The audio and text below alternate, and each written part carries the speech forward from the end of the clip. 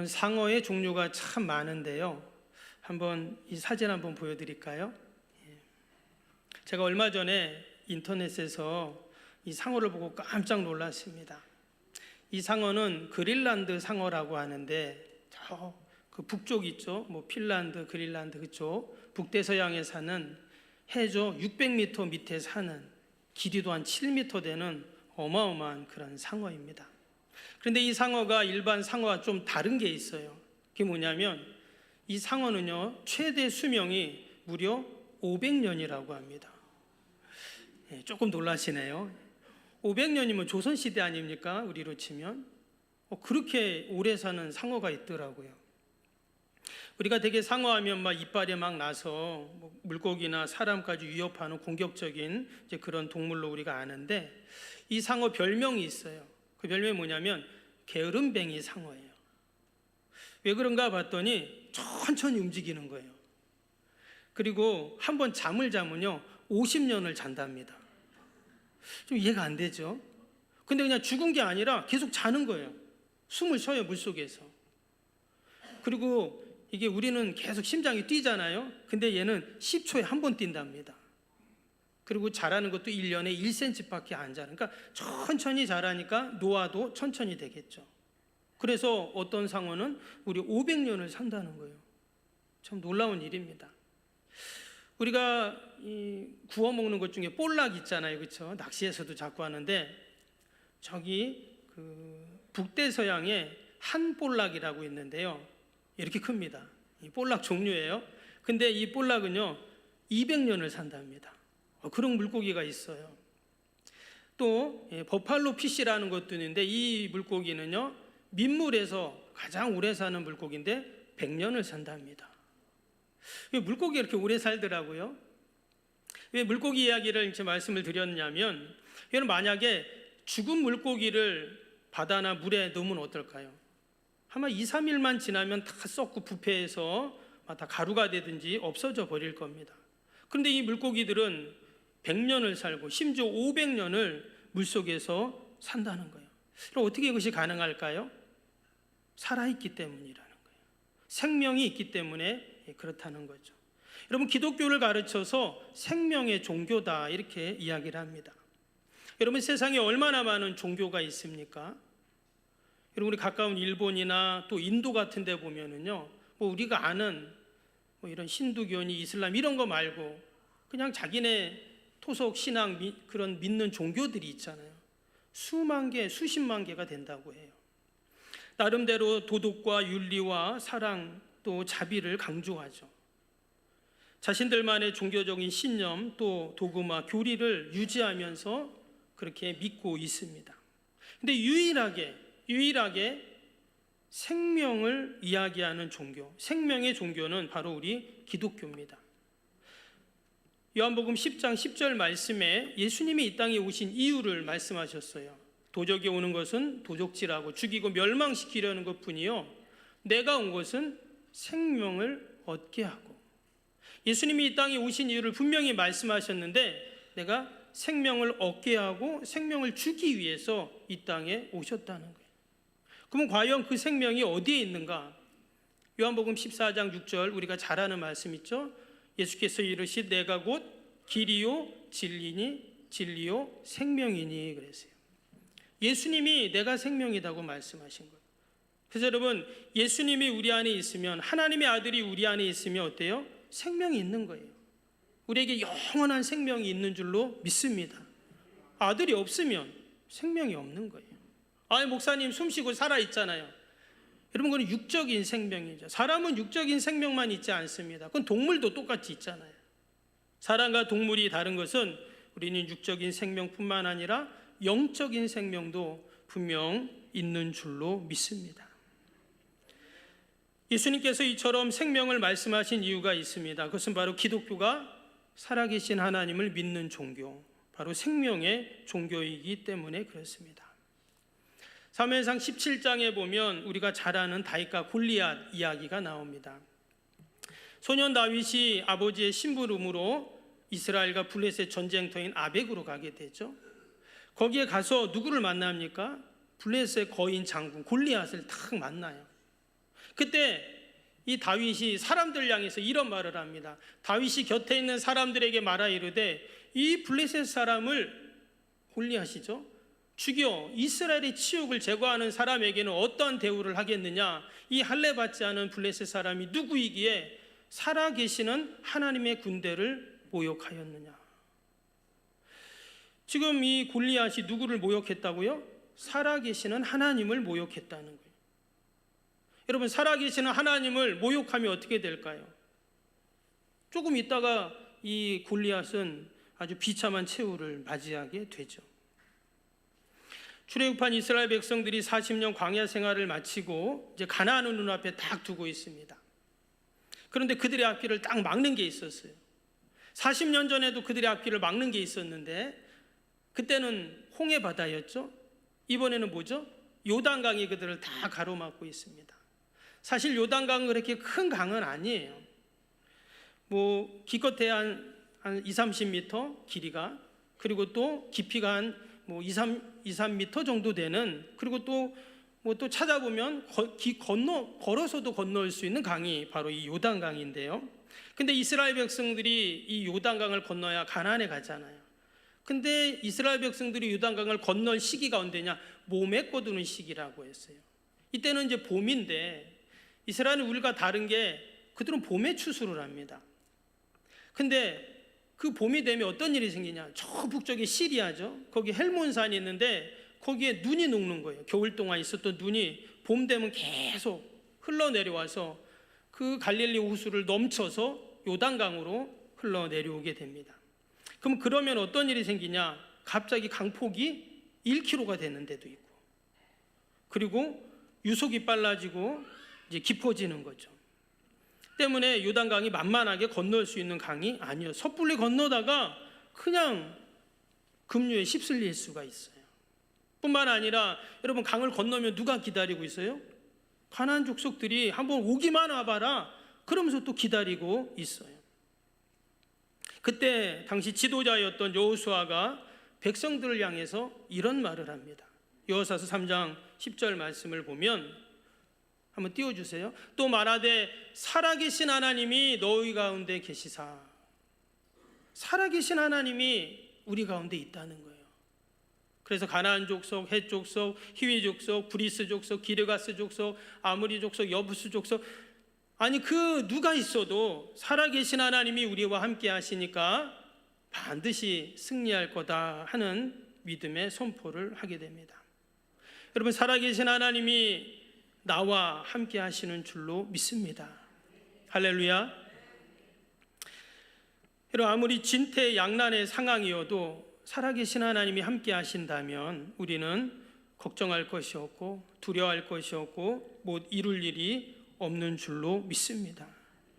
우리의 인생길에도 분명 하나님이 함께 하십니다. 우리도 인생을 살다 보면 그런 어려움이 있어요. 앞으로 갈 수도 없고 뒤로 갈 수도 없고 이럴 수도 없고 저럴 수도 없고 이럴 때가 있거든요. 그럴 때 우리는 낙심도 하고 다리에 힘도 빠지고 한숨만 나옵니다. 도저히 이거 어떻게 풀지, 해결하지? 이럴 때가 있어요. 이럴 때 우리 믿음의 성도들은 어떻게 문제를 해결해야 될까? 앞에 나왔던 여호수아처럼 또 다윗처럼 우리 믿음의 사람들은 살아계신 하나님을 의지하고 또 붙잡고 나아가는 줄로 믿습니다. 신명기 5장 26절 말씀에 육신을 가진 자로 우리처럼 살아계시는 하나님의 음성이 불 가운데서 바람을 듣고 생존한 자가 누구니까? 그래서 모세의 고백이었습니다. 여러분, 모세가 출애굽한 이스라엘 백성들을 다 모아놓고 이제 가나안 앞에 모압 평지에 다 모아놓고 하는 설교가 신명기잖아요. 근데 그때 이 말을 하는 거예요. 살아계시는 하나님의 음성이 불 가운데 있었다. 바로 자신이 지난 40년 전에 그 호렙산 떨기나무, 불타는 떨기나무에서 그 하나님의 음성을 들었죠. 원래 이 모세는 우상을 숭배하던 자였어요. 다른 신을 섬기는 자였습니다. 무려 그가 애굽에서, 여러분 애굽은 신의 백화점이라고 하죠. 얼마나 많은 신들이 있는지 몰라요. 그리고 마지막에는 태양신의 아들인 그 파라오, 왕 자신이 신이 되어서 군림하는 나라가 애굽이죠. 그런 나라에서 그는 많은 신을 섬겼지만 참 신이 없었던 거예요. 그런데 그가 그 호렙산 그 광야에서 하나님의 음성을 듣는데 그 음성을 듣는 순간 살아계신 하나님이구나를 확신하게 됩니다. 그래서 결국 그는 살아계신 하나님을 붙잡고 애굽으로 가서 백성들을 이끌고 출애굽시켜 하나님이 약속하신 젖과 꿀이 흐르는 그 가나안 땅으로 인도하게 되었습니다. 한 군데만 더 보겠습니다. 열왕기하 19장의 말씀에 보면 당시 남왕국의 13번째 왕인 히스기야 왕이 나옵니다. 그런데 이 히스기야 왕이 다스릴 때 주변에 많은 강대국들이 있었는데 그 중에 하나가 아수르였어요. 아수르가 쳐들어옵니다. 어마어마한 대군을 이끌고 쳐들어와요. 근데 당시 고대 사회는 선전포고를 먼저 딱 하는 거예요. 야, 우리가 쳐들어갈 테니까 항복해, 안 하면 다 죽어, 이러는 거예요. 그때 백성들은 어떻습니까? 완전히 다 무너지는 거예요. 마음이 무너지고 큰일 났다. 이때 히스기야 왕이 그 선전포고문을 딱 붙잡고 어디로 달려갈까요? 우리 새벽기도 나오시는 분들은 다 아시는데 성전으로 달려갑니다. 가슴을 찢고 베옷을 입고 성전으로 달려가서 그가 기도를 하기 시작을 합니다. 그리고는 뭐라고 하냐면 신하들한테 당장 이사야 선지자를 찾아가서 기도 부탁을 하라는 거예요. 그래서 당시에 왕실 책임자였던 엘리야김, 서기관 셈나, 제사장들, 사람들이 선지자를 찾아가요. 그리고는 왕을 위해서, 나라를 위해서 기도해 주십시오, 이런 부탁을 합니다. 그때 이런 얘기를 해요. 랍사게가 그의 주 아수르 왕을 보냄을 받고 와서 살아계신 하나님을 비방하였으니, 히스기야 말을 대신 이사에게 말하는 거예요. 지금 살아계신 하나님을 저 아수르가 비방을 하고 있습니다 하면서 기도해달라고 부탁하는 내용이 쭉 나오게 돼요. 히스기야 왕과 이사야 선지자가 그 기도를 할 때 하나님께서 어떠한 구원의 역사를 이루신 것, 밑에 보면 35절에 이런 말씀이 나옵니다. 35절 잘 읽어드리면, 이 밤에, 이 밤은 어떤 밤일까요? 히스기야와 이사야 선지자가 하나님 앞에 기도하는 밤이에요. 그때 여호와의 사자가 와서 아수르 진영의 군사 18만 5천 명을 친지라 아침에 일찍이 일어나 보니 다 송장이 되었더라. 지금 이건 무시무시한 말씀이죠. 사실 하루아침에 18만 5천 명이라는 어마어마한 대군이 다 송장이 되었다. 이렇게. 여러분, 살아계신 하나님을 무시하면 이런 일이 생기는 거예요. 여호와의 사자가 와서 하루아침에 다 송장을 만들어 버렸어요. 그럼 여러분, 반면에 살아계신 하나님을 의지하고 기도하는 자는 어떨까요? 승리를 경험하고 구원을 경험하게 되는 것이죠. 여러분, 이것은 히스기야의 능력, 히스기야의 지혜, 또 히스기야의 경험, 그의 용기, 결단, 이것은 아무 의미가 없어요. 누가 한 일이에요? 여호와의 사자가 와서 전적 살아계신 하나님을 의지하고 기도하니까 하나님이 이러한 축복을 허락해 주셨는 줄로 믿습니다. 여러분, 우리들도 히스기야처럼, 다윗처럼, 여호수아처럼, 또 모세처럼 우리가 살아계신 하나님 의지하고 함께 기도하시기를 축복합니다. 오늘 본문의 말씀을 한번 살펴보겠습니다. 우리 너무나 잘 아는 말씀이죠. 예수님께서 3년 반 동안의 모든 공생애를 마치시고 이제 그 마지막 남은 과업이 있었어요. 바로 십자가를 지시는 일이잖아요. 그런데 예수님께서 그 예루살렘으로 향하셔야 되는데 정반대, 예루살렘과는 저 완전히 끝과 끝입니다. 저 위에 빌립보 가이사라는 지역으로 가시는 거예요. 당시 이 지역은 어떤 지역이냐면 이방 신전들이 있던 지역입니다. 그리고 그 신전 옆에 로마 황제를 위한 신전이 있어요. 지금도 그 신전 터들이 있는데 지금 뭐 관광지지만, 지금 예수님이 제자들을 데리고 그 십자가를 향해 가셔야 되는데 마치 마지막에 뭔가를 점검하듯 확인하듯 제자들 데리고 이 가이사랴 빌립보라는 지역에 가신 겁니다. 가이사랴 빌립보라는 말 자체가, 가이사가 로마의 황제 이름이 가이사잖아요. 그러니까 황제를 위한 도시예요. 지금도 그곳은 휴양지인데 거기에 좀 예수님이 제자들 데리고 가요. 의리의리한 신전들이 막 있습니다. 거기에 가서 예수님이 16장, 마태복음 16장 15절에 이런 말씀을 하세요. 이르되 너희는 나를 누구라 하느냐, 이렇게 질문을 하세요. 그냥 길 가다가 그냥 있던 데서가 아니라 어디서요? 황제의 신전이 있고 의리의리한 우상의 신전들이 있는 그 한복판에서 지금 이런 얘기를 합니다. 지금 예수님과 제자들의 행색은 어때요? 말투 아주 초라하거든요. 전혀 황제의 도시와는 어울리지 않는 그러한 사람들이죠. 근데 그때 예수님이 물어보는 거예요. 너희는 나를 누구라 하느냐? 혹이라도 누군가 우리 옆집 형님 같은데요? 이렇게 말할 수도 있어요. 왜? 형색은 그렇거든요. 근데 여러분, 너희는 나를 누구라 하느냐, 이 질문은요 반드시 내 자신에게 물어봐야 할 질문이에요. 예수님이 나에게 그렇게 질문하실 수 있어요. 너는 도대체 아무아무게 너는 나를 누구라고 생각하느냐, 이렇게 질문하실 수 있다라는 거예요. 여러분, 이 질문에 온전한 진실한 답을 할 수 있다면 그분은 분명 구원받은 자고 하나님의 자녀가 맞습니다. 예수님의 이 질문 앞에 우리가 잘 아는 베드로가 한 고백이 있죠. 16절 말씀 우리 같이 한번 읽어볼까요? 16절 시작. 시몬 베드로가 대답하여 이르되 주는 그리스도시요 살아계신 하나님의 아들이시니이다. 아멘.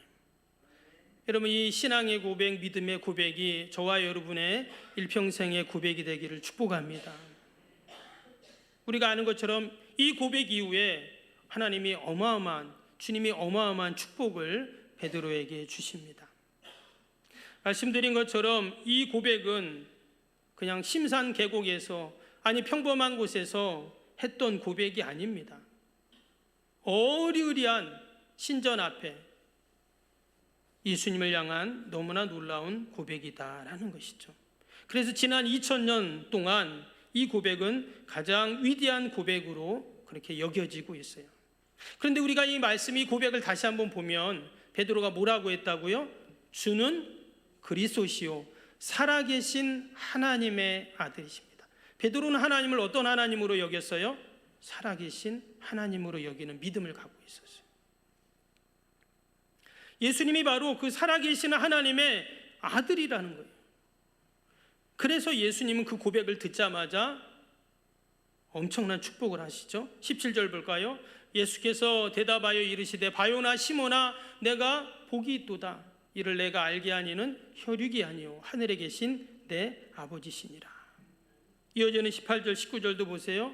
또 내가 내게 이르노니 너는 베드로라. 내가 이 반석 위에 내 교회를 세우리니 음부의 권세가 이기지 못하리라. 내가 천국 열쇠를 내게 주리니 내가 땅에서 무엇이든지 매면 하늘에서도 매일 것이요 땅에서 무엇이든지 풀면 하늘에서도 풀리리라 하시고. 하나님이 과연 기뻐하시는 신앙이 뭘까? 지금 예수님이 너무 기쁘죠. 그러니까 이런 축복을 하시지, 기분 나쁘고 화나는데 이런 축복할 리가 없겠죠. 왜 예수님이 저런 기뻐하셔서 이렇게 베드로를 할 수만 있다면 가지고 있는 모든 축복을 다 부어주시고자 했을까?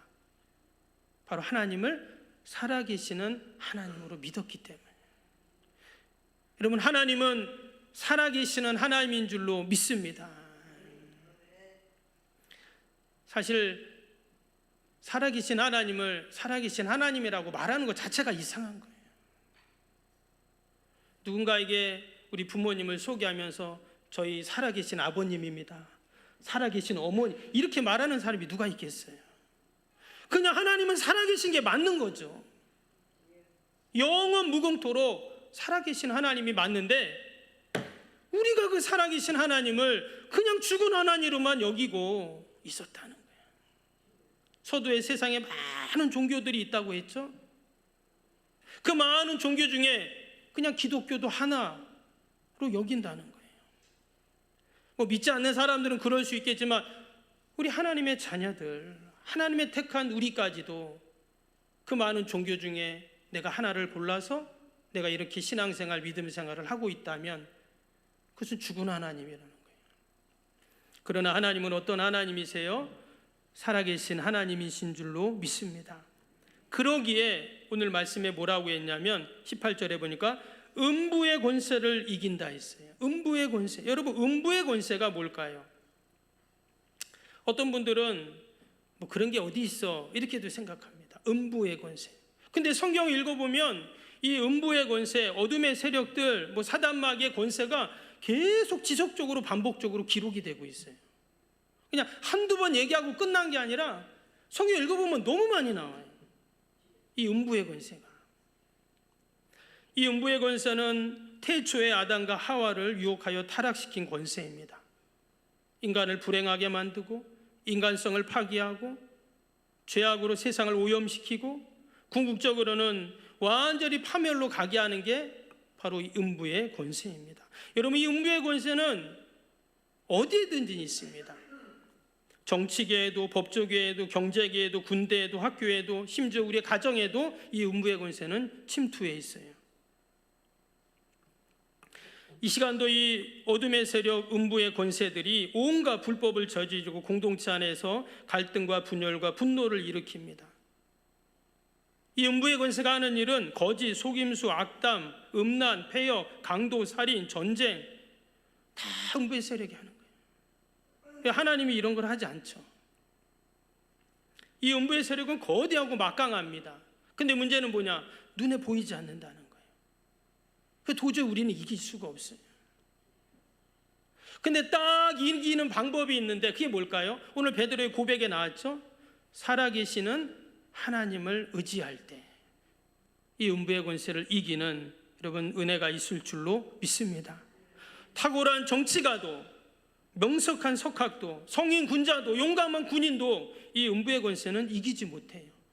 그러나 우리가 살아계신 하나님을 믿고 의지하고 나아가면 마치 시스기야 때 살아계신 하나님을 붙잡고 기도하니까 하나님이 여호와의 사자를 보내서 가술의 18만 5천을 다 송장이 되게 하신 것처럼 우리에게도 그러한 놀라운 승리의 역사를 허락해 주실 줄로 믿습니다. 또 살아계신 하나님을 믿고 나아가니까 뭘 주셨어요? 19절에 내가 천국 열쇠를 내게 주리니. 그래서 이 천국 열쇠가 참 희한한 열쇠입니다. 어떤 열쇠예요? 땅에서 매면 하늘에서도 매이고 땅에서 풀면 하늘에서도 풀리고. 여러분, 이런 열쇠 하나 있으면 좋겠죠? 누가 갖는다고요? 살아계시는 하나님을 믿을 때 하나님이 주시는 줄로 믿습니다. 여러분, 이런 열쇠 하나 있으면 걱정할 게 없잖아요. 나는 다 푼 것 같은데 하늘에서는 안 풀려. 이 땅에서는 다 매이는 것 같은데 하늘에서는 안 매요. 근데 이 천국 열쇠만 있으면 어떻다고요? 걱정할 게 없는 거예요. 여러분, 저와 여러분이 또 우리가 한 주간을 살면서도 살아계시는 하나님을 우리가 믿고 의지하고 또 붙잡고 살 수 있기를 축복합니다. 성경은 끊임없이 살아계신 하나님을 소개합니다. 시편 기자의 고백을 보면 시편 40편 2절에 내 영혼이 하나님 곧 살아계시는 하나님을 갈망하나니. 84편 2절에도 보니까 내 영혼이 여호와의 궁정을 사모하여 생각하며 내 마음과 육체가 살아계시는 하나님께 부르짖나이다. 예레미야 10장 10절에도 오직 여호와는 참 하나님이시요 살아계신 하나님이시요. 다니엘서 6장 26절에 심지어 이방 왕의 입을 통해서도 하나님은 뭐라 하셨냐면 내가 이제 조서를 내리리니. 누굽니까? 다리오 왕이잖아요. 관할 아래 있는 사람들은 다 다니엘의 하나님 앞에 떨며 두려워할지니 그는 살아계시는 하나님이시오. 그랬어요. 영원히 변치 않으실 이시며 그 나라가 멸망치 아니할 것이며 그 권세가 무궁할 것이며. 성경은 끊임없이 반복해서 하나님을 부를 때 살아계시는 하나님이라고 이야기를 하고 있습니다. 그 이유는 뭐예요? 죽은 하나님이 아니라는 거예요. 여러분, 살아있다는 말은 뭡니까? 숨 쉰다는 거잖아요. 살아있다는 거는 두 눈으로 다 보고 있다는 거잖아요. 살아있다는 것은 다 귀로 듣는다는 말이에요. 살아있다는 말은 다 느낄 수 있다는 거예요. 그래서 하나님, 내가 슬퍼할 때 하나님도 슬퍼하고, 내가 기쁠 때 하나님은 기뻐하시고, 내가 외로울 때 하나님은 외로워하시고, 그게 바로 살아계시는 하나님이세요. 반대로 우상들은 죽은 신이죠. 여러분, 거기는 아무런 은혜도 능력도 역사도 나타날 수 없어요. 오직 살아계신 하나님만이 우리를 구원하시고 요단강을 건너게 하시고 여호와의 사자를 보내시고 말씀대로 이루시는 그런 은혜가 있을 줄로 믿습니다. 한 주간을 살 때도 하나님은 결코 죽으신 하나님이 아니라 살아계신 여러분 하나님이심을 잊지 않고 한 주간도 승리하는 저와 여러분 되기를 주님의 이름으로 축복합니다. 기도합니다. 사랑과 은혜가 충만하신 하나님 아버지, 하나님은 지금도 여전히 살아계시는 하나님이신 줄로 믿습니다. 때로 우리가 그 하나님을 죽은 하나님처럼 믿고 있지는 않습니까? 아버지, 내 힘, 능력, 지혜와 내 용기와 다짐과 결단이 아닌 살아계시는 하나님을 믿고 나아갈 때 성경에 나오는 수많은 기적의 역사들, 은혜와 축복의 일들이 우리의 삶 가운데 날마다 일어날 줄로 믿습니다. 늘 살아계신 하나님 의지하고 찬양케 하여 주옵소서. 예수님의 이름으로 기도하옵나이다. 아멘. 우리 주신 말씀 생각하면서 찬송가 171장으로 하나님께 영광. 171장입니다.